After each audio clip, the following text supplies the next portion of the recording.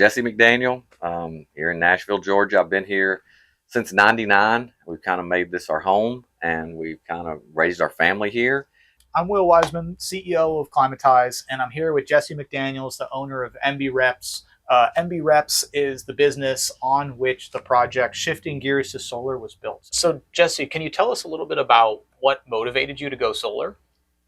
Well, it was the REAP grant. I mean, it was huge. It made it possible, whereas it wouldn't have been possible. And then once we started looking at, how this was actually going to benefit it, we were going to run our whole shop off of this. Mm-hmm. That was massive. It was let's move forward with this. So yeah, in terms of that self-sufficiency, that energy independence, what is that these panels in this project represent to you? The hurricane came, and I had this great plan that we're going to be able to come to the shop. We can bring a refrigerator and freezer up here. We can put our food in it. We're not going to have to stay in the heat at night, because you can't, on a generator, you can't run everything. Mm-hmm. You got to pick and choose what you're going to run. So I was really excited about that. And then what happened was that everybody else needed the same thing I did, because normally in town, the power goes out for a day. Okay, on a bad stormy day. The power was out in town for like 5 days. I mean, it was out for a long time. And so the people that are closest to me, the people I work with here at this shop, they didn't have power either. And some of them didn't have the same resources I had to put that generator up and to take care of things. So we became definitely the hub for everybody that worked here. It was packed full of everybody, man. Their whole families were here. Billy brought a camper. He put his camper out there. The solar panels ran the camper. He slept in the air conditioning every night. Angel was here. He brought food because they needed somewhere to put their food. They didn't want to lose it. And then when it was able to help everybody that works here, people that would walk by and charge their phone, it became so clear that there should be more of this in town, man. Mm-hmm. No doubt about it. It was obvious that this was a solution. Can you tell us a little bit about some of the economic benefits that it's had for you and your business? Oh, well, past the point of getting it installed, man, it's been unbelievable. We have, this micro power plant that we have atop this building and in these batteries. Man, it's provided us with 100% of our electrical needs since installation. And so it surprises me when I do call the power company. This is not normally what they see with solar panels. They don't see the batteries and they don't see this kind of production. What they see is somebody that gets, maybe a $30 bill during the summer, and then maybe they get a few credits, but by winter they've eat up all their credits and now they're paying the power company. The fact that we don't have a bill at all, that it is zero and there is credits each month is amazing to me. The economic impact has been absolutely amazing. Do you have any message to, the investors that helped, fund this project and help you bring it to life?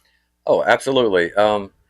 Yeah, just thank you for what you did for us. Whoever was involved with this and making it happen, I am grateful to. It is really just that simple.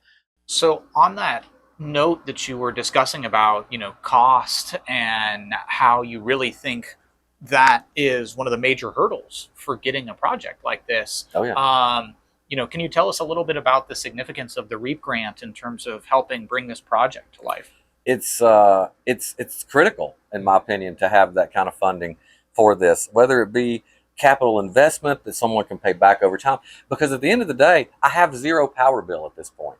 So whatever money I was paying into power can now be paid into paying the solar panel bill. This is a project that I couldn't have done without all of the help you guys provided, and then the REAP grant. It wouldn't have been possible. Is there any message that you would want to convey to the policymakers who are, debating these REAP grants and tax credits at the moment? Yes, I would. We've entered into a little phase of with the new administration where we have had our eyes opened to fraud, abuse, and waste, I believe is the way it's said.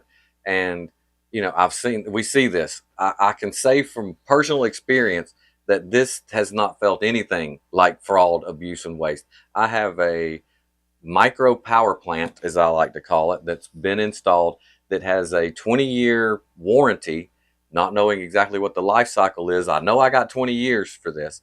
And this was not fraud, abuse, and waste. This was a sustainable project that will provide us with sustainable clean energy for, I hope, the next 25 to 30 years.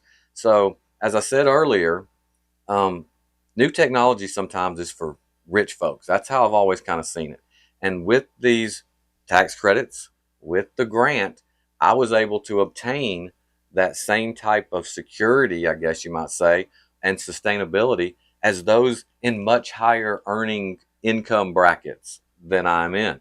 So what it did is it provided me, just a little dude in Nashville, Georgia, with the ability to have some of the cutting edge technology that I see continuing to advance, even right here with our panels and the software that's used and all of this other stuff that is associated with this. Yeah, I think it's vital to do this, because it is such a high cost project, but it works, and it works well.